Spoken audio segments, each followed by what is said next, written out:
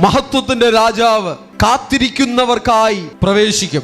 കാത്തിരിക്കുന്നവർ ശക്തിയെ പുതുക്കും. ശക്തി വേണം. ഇന്ന് വാഴ നട്ടിട്ട് അയ്യോ നാളെ കൊല കിട്ടിയില്ലല്ലോ എന്ന് പറഞ്ഞ് വിഷമിക്കേണ്ടതില്ല. ഇന്ന് തെങ്ങ് നട്ടിട്ട് അയ്യോ അടുത്ത മാസം തേങ്ങ കിട്ടില്ലല്ലോ എന്ന് വിഷമിക്കേണ്ടതില്ല.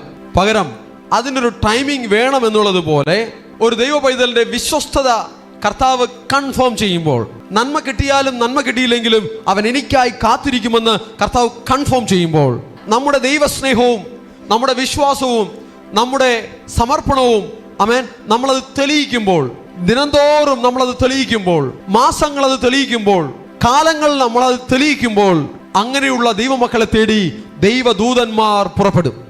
ദൈവവചനപ്രകാരം ഒരു ദൈവ പൈതലിന്റെ ജീവിതത്തിൽ രൂപാന്തരം വന്നെങ്കിൽ ആ ദൈവമക്കൾക്കായി കർത്താവ് ദൂതന്മാരെ അയക്കും.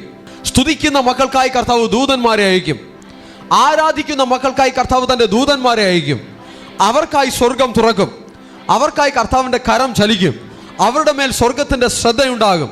അവരുടെ കാര്യതകളിൽ ദൈവത്തിന്റെ ആശീർവാദം ഇറങ്ങി വരും.